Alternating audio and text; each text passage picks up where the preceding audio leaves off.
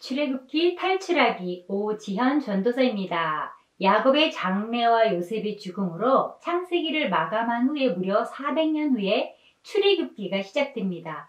출애굽기는 창세기에서 끝난 부분이 요셉 후손의 생활상에서부터 시작하고 있습니다.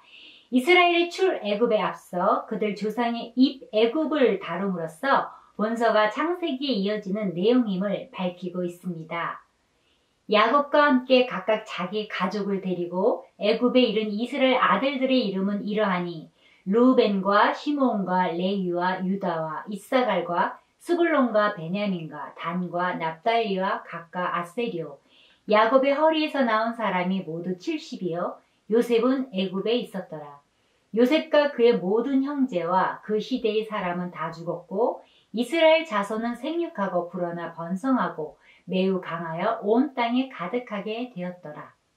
이스라엘의 애굽 거주 400년의 기간은 이스라엘의 민족 형성기로 아브라함에서 이삭, 야곱으로 이어진 족장 중심의 구속사가 언약 민족 혹은 언약 국가 중심의 구속사로 확대 출발하기 위한 준비 기간이라고 할 수 있습니다. 창세기와 출애굽기를 연결시키기 위하여 1절에서부터 7절에서는 야곱의 권속들이 애굽으로 이전 기사가 간략히 소개되고 있습니다. 그 시기 동안 애굽 왕국에서 권력을 잡고 영향력을 행사하고 있던 형제 요셉의 보호 아래 안정된 생활을 하고 애굽 사람들은 그들을 히브리 사람이라고 불렀습니다.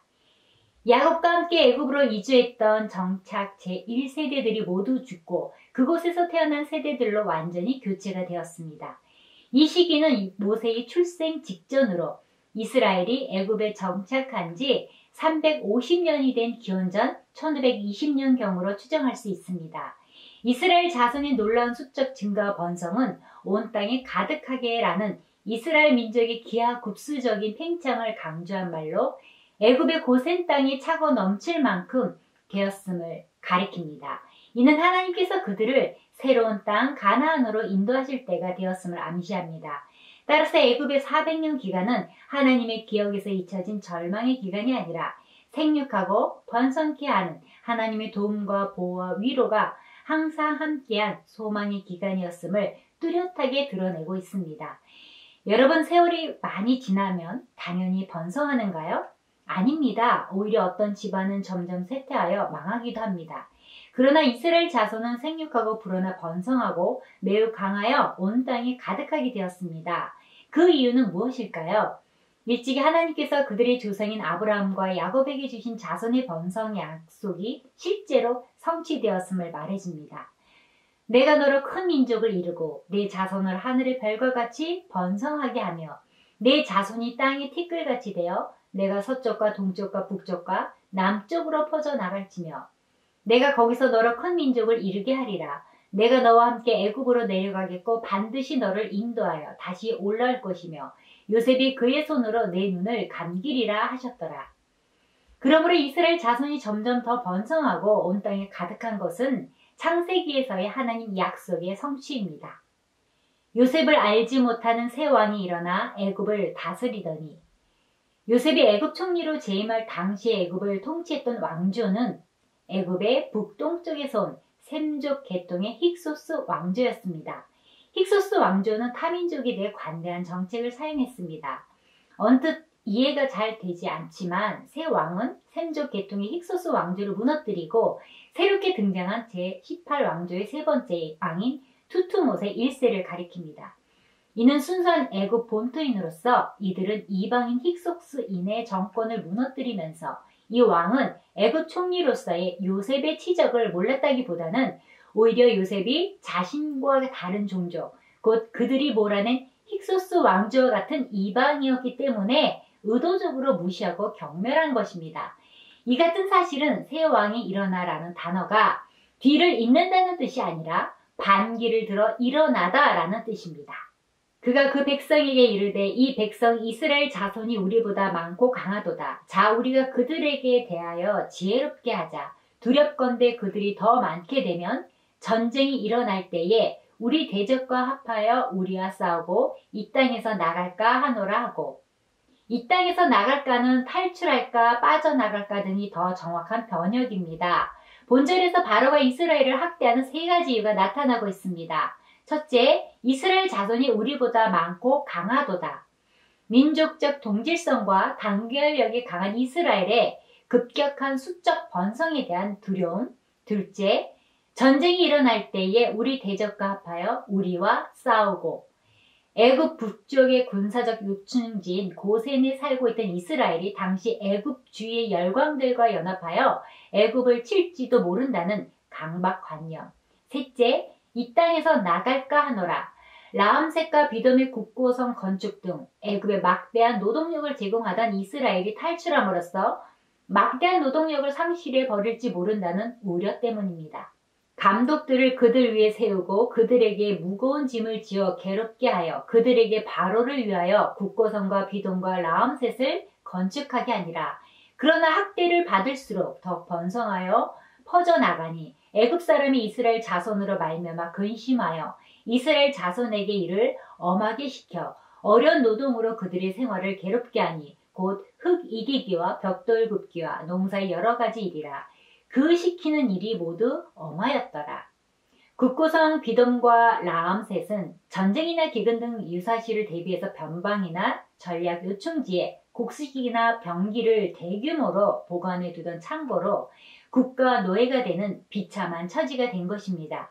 이는 일찍이 창세기 15장 13절에 여호와께서 아브라함에게 이르시되 너는 반드시 알라. 내 자손이 이방에서 계기되어 그들을 섬기겠고 그들은 400년 동안 내 자손을 괴롭히리니.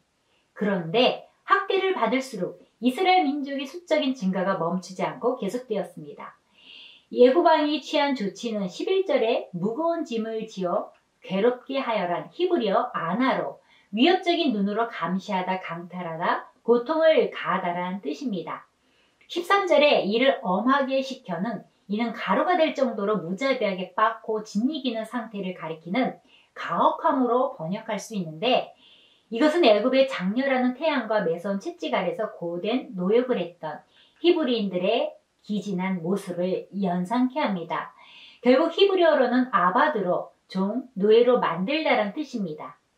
14절에 어려운 노동으로 그들의 생활을 괴롭게 하니 이는 육체뿐만 아니라 정신적으로도 극심한 고통을 가하는 상태를 가리킵니다. 바로에 의해 당하는 고통과 억압의 상황을 잘 묘사하고 있습니다. 이 가운데 한 가지, 벽돌 굽기만 보아도 이들이 엄청난 노역에 시달렸음을 엿볼 수 있습니다. 벽돌은 들판에서 모은 집과 물기 있는 진흙을 잘 섞은 후 직사각형 나무판으로 모양을 만든 뒤 햇볕에 3일 정도 건조시켰다가 다시 뒤집어서 3일 정도 말려야 완성됩니다. 이렇게 벽돌 제조 과정은 일주일이 소요되었습니다. 그런데 람세스 2세 15년에 기록된 한 가죽 두루마리에는 매일 40명이 8만 개의 벽돌을 만들었다고 적혀 있다는 것은 보통 사람이 해낼 수 없는 엄청난 양이었습니다. 애굽 왕이 히브리 산파 힙브라라 하는 사람과 부하라 하는 사람에게 말하여 이르되 너희는 히브리 여인을 위하여 해산을 도울 때에 그 자리를 살펴서 아들이거든 그를 죽이고 딸이거든 살려두라. 그러나 산파들이 하나님을 두려워하여 애굽 왕의 명령을 어기고 남자 아기들을 살린지라. 애굽 왕이 산파를 불러 그들에게 이르되 너희가 어찌하여 이같이 남자 아기들을 살렸느냐. 산파가 바로에게 대답하되 히브리 여인은 애굽 여인과 같지 아니하고 건장하여 산파가 그들에게 이르기 전에 해산하였더이다 하매 산파는 산모의 출산을 돕는 여인입니다. 고대 애굽에서는 상당히 존경받는 직업으로 남성 중심적인 사회적 배경하에서 기록된 성서임에도 불구하고 그 여인의 이름이 당당히 거론되고 있습니다. 당시 거의 200만 명으로 추산되는 이스라엘 가정을 2명의 산파가 다 돌볼 수 없으므로 이들은 산파 중에 우두머리로 명령을 하달받고 다른 산파들에게 전한 것 같습니다. 히브리인의 팽창을 두려워한 바로는 산파들에게 히브리 여인을 위하여 해산을 도울 때에 아들이면 죽이라고 했습니다. 히브리 산파 십브라와 부하는 대단히 심각한 고민에 빠지게 되었습니다. 지금까지 감당해온 생명의 파수꾼임을 고수하다가 죽임을 당할 것인가 아니면 생명의 파괴자로 변신하여 지금까지 쌓아올린 명예도 지키고 여생을 보장받을 것인가입니다. 왕이 직접 불러 그들에게 명령을 했다는 것은 그만큼 심리적인 압박이 더하다는 걸 알 수 있습니다. 왕의 명령이기 때문에 실행하지 않으면 목숨까지도 위태로울 수 있는 상황인 것입니다. 왕의 명령을 거역하고 이스라엘 남아를 살려두자니 자기들의 목숨은 물론 가족들, 더 나아가 친척들까지도 경을 칠 것이 뻔합니다. 그러나 왕의 명령이기 때문에 죽음이 걸린 문제임에도 불구하고 하나님을 두려워하여 애굽 왕의 명령을 어기고 산파들은 그 일을 실행하지 않았습니다. 이 사실을 안 애굽 왕이 대노하여 그들을 소환하여 문책했지만 산파들은 히브리 여인들이 건강하기 때문에 자신들이 도착하기 전에 해산을 하였다고 말했습니다. 히브리 산파들이 바로 앞에서도 침착하게 변명을 하는 모습은 여호와를 경외하는 자에게는 어떤 어려움 속에서도 극복할 수 있는 길과 지혜가 주어진다는 사실을 깨닫게 됩니다. 하나님이 그 산파들에게 은혜를 베푸시니 그 백성은 번성하고 매우 강해지니라. 그 산파들은 하나님을 경외하였으므로 하나님이 그들의 집안을 흥왕하게 하신지라. 여러분, 믿음의 지혜를 따른 행동은 반드시 하나님의 풍성한 은혜와 복을 받는다는 사실을 믿으시기 바랍니다. 사람들이 하나님의 은혜와 복을 받지 못하는 이유가 있습니다. 하나님의 말씀보다 세상의 소리를 더 크게 듣는 사람, 하나님의 권세보다 세상 권세를 더 무서워하는 사람은 하나님의 은혜와 복을 받을 수 없습니다. 여러분, 두려워하면 문제가 생겨납니다. 두려움은 예수님과의 관계인 믿음을 빼앗고 기적을 없애버립니다. 욥기 3장 25절에 보면 욥이 말하기를 나의 두려워하는 그것이 내게 임하고 나의 무서워하는 그것이 내 몸에 미쳤구나 라고 말했습니다. 우리가 두려워하고 무서워하면 마귀는 바로 두려워하고 무서워하는 그것을 이루게 하는 것입니다. 그러므로 바로가 그의 모든 백성에게 명령하여 이르되 아들이 태어나거든 너희는 그를 나일 강에 던지고 딸이거든 살려두라 하였더라. 태어나는 남자아이는 하나도 빠짐없이 나일 강물에 던져 죽이라는 명령을 내린 것입니다. 바로는 공개적이며 잔인한 유학살 정책을 시행하게 됩니다. 애굽인들이 신성시했던 나일강에는 목욕을 할 만한 안전지대도 있었지만 악어가 많이 서식하고 있었으므로 하수에 던져진 남자 아이들은 익사하지 않더라도 악어의 밥이 될 위험이 컸습니다. 애굽의 최고 권력자의 명령은 너무나도 잔인하였습니다. 인간 생명을 돌보는 산파에게 오히려 생명을 해치는 죽임의 하수인이 되라는 것입니다. 살인을 한다는 것, 그것도 유아를 살인할 계획을 세운다는 것은 그의 마음이 얼마나 부패했는가를 알 수 있습니다. 이는 지금까지 개별적이고 은밀한 책략을 포기하고 모든 히브리인을 공개적으로 살해하려는 바로의 역사상 최초의 유대인 박해 사건을 보게 됩니다. 마무리합니다. 이스라엘의 번성과 고난은 이 땅에서 살아가는 성도의 삶의 이중적인 정황으로 성도들은 이 땅에서 사는 동안 하나님의 복과 번성을 받는 존재이지만 현실적으로는 사단의 세력이나 세상의 핍박으로 끊임없이 고통을 당할 수밖에 없다는 것입니다. 그러나 이런 핍박에도 불구하고 성도는 궁극적으로 승리한다는 사실을 가르쳐주는 동시에 고난은 성도의 신앙을 성숙케 하는 계기가 되는 것입니다. 애굽 왕의 잔인함은 교회를 향한 세상의 잔인함과 같다는 걸 1차적으로 기억해야 합니다. 세상은 할 수만 있다면 교회에 대하여 잔인하게 행동하려고 합니다. 세상은 항상 교회를 핍박하는 자로 있다는 것이 성경이 우리에게 가르치는 바입니다. 구약이 그러했고 예수님 당시가 그러했으며 초대교회도 마찬가지였습니다. 이것은 지금도 마찬가지입니다.